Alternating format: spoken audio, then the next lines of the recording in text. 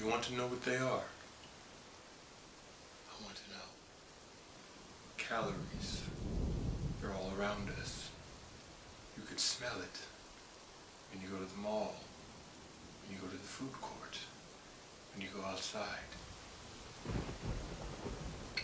It's the world we live in, where you've been brainwashed to eating everything you see, but there's hope. What hope? You can take the cake. The story ends, and you wake up overweight, stuck in a downward spiral, and you can eat whatever you want to eat. Or you can take the rice, and I'll show you what your true potential is.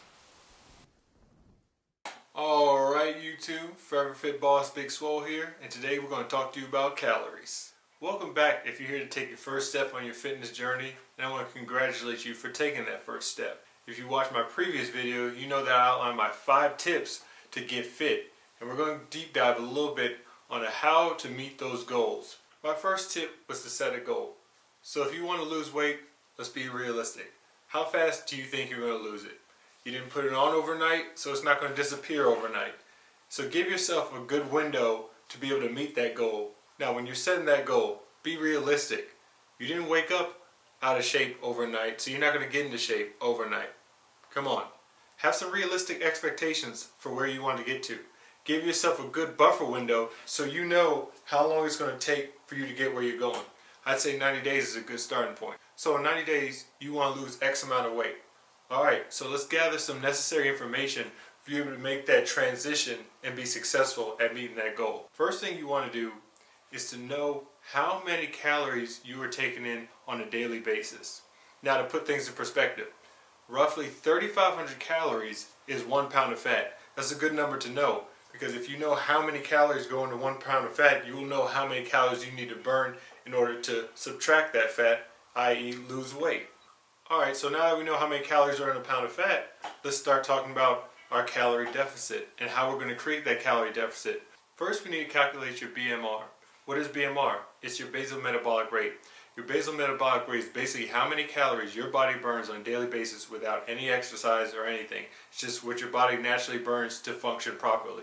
So once you can calculate your basal metabolic rate, you'll be able to know how many calories you need to subtract in order to lose weight, or how many calories you need to add in order to gain weight. I'm going to include a link in the description to an easy calculator that you can use online to quickly calculate your basal metabolic rate. Now when it comes to calories, people think you need to be on some kind of special diet in order to lose weight. That's not the case. I've tried several diets. I've done Whole30, I've done the keto diet, carnivore diet, intermittent fasting, you name it. And all of them have the same kind of properties. They limit the amount of calories that you take in based on the food restrictions that they give you. And really all that adds up to is you can lose weight as long as you're consuming less calories than you burn. So if you're eating 2,000 calories a day, but you're only burning 1,000 calories, you're not in a deficit. You're not going to see any decrease in weight. You're still going to maintain, or you're probably just going to get even fatter. So really, it's not about diet, it's not about a special magic plan that you're going to take. It's about putting yourself in a calorie deficit and understanding how many calories you're really burning on a daily basis. What I want you to start off with when it comes to calories, I want you to track what you're eating roughly for just a week. Start there. Start just a simple week. Lay out everything that you're eating on a daily basis so you can get an idea how much you're really consuming.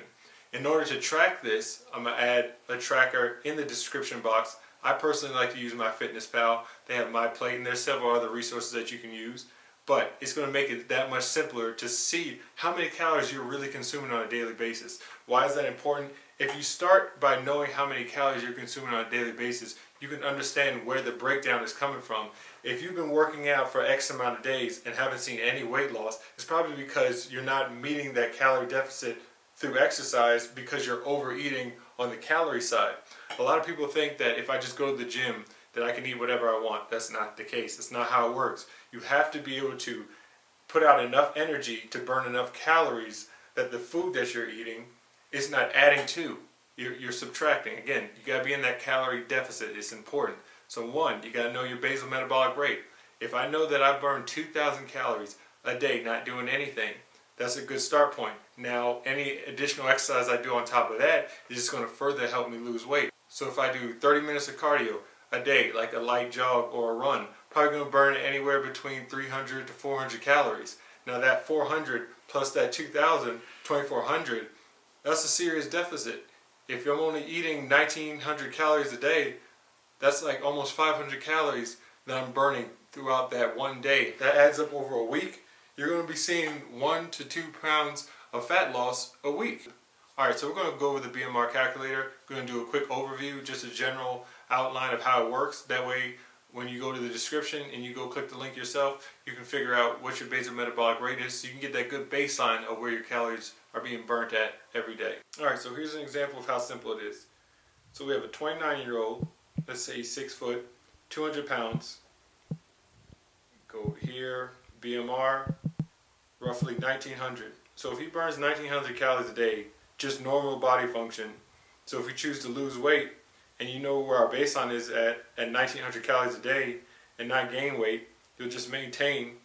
Now that we have this info, we can start adding in exercise to further increase that deficit. We talked about the BMR, so now let's talk about tracking our food. We tend to overestimate what we eat on a daily basis. We like to think, oh, I don't snack that much, I don't really eat that much, but it adds up. Cake here, some candy here, big 2-3 meals a day, all in conjunction. You can be consuming anywhere from 3,000 to 4,000 calories. If you're not one that's in the gym consistently or not doing some type of cardio, it's really going to start to add up and you're going to see those pounds backing on. So it's really important to track what you're eating on a daily basis. And I know it's tedious.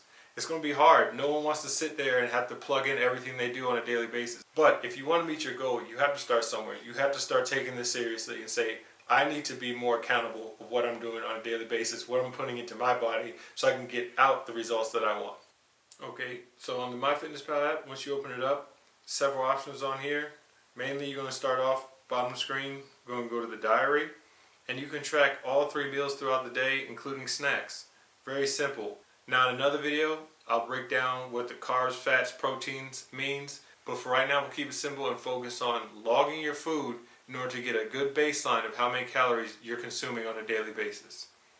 So again, we're looking at breakfast. Average American, let's say we're eating probably between 700 to 800 calories just from breakfast alone, because you think it's really carb heavy, you're going to want that energy for the beginning of the day to sustain you throughout the day. Now if you're really not a big breakfast person, maybe lunch is your go-to, and you consume a lot of calories at lunch. A lot of people like to go out. If they're at work, they go out to eat for lunch. So this could be where a bulk of your calories are coming from, and they add up. Another tip.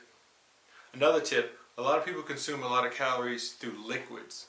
Liquids are so easy to consume, but they're very calorie dense. So it's one thing to look at, how many drinks am I having throughout the day? Whether it be sodas, juices, carbonated beverages, alcohol, you name it. These things add up. You got to pay attention to that.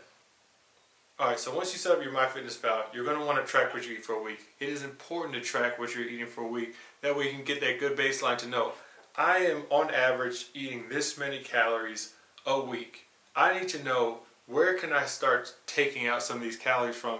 What kind of food choices can I start making in order to meet my fitness goal by subtracting calories and putting myself in a deficit, as opposed to just eating normally and not being accountable for what I'm eating. But again, to recap, you got your BMR, your basal metabolic rate, which is your body's natural metabolism, how much calories you're just burning naturally every single day.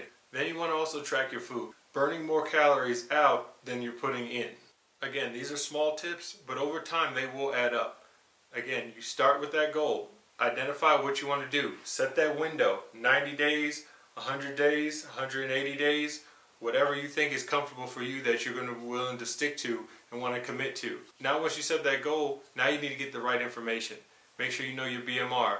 Make sure you know how many calories you're taking on a daily basis. Make sure you're tracking your foods. And I promise you, with proper diet and exercise, you will see progress. In the next video, we're going to detail some foods that's probably going to be helpful in your diet in order to meet that calorie deficit.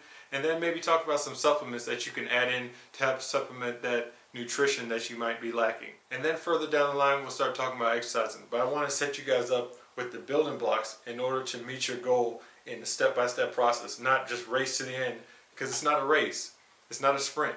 This is going to be a long, dedicated journey, but I promise you, If you stay focused and stay the course, you will reach your goals. Big Swoll out.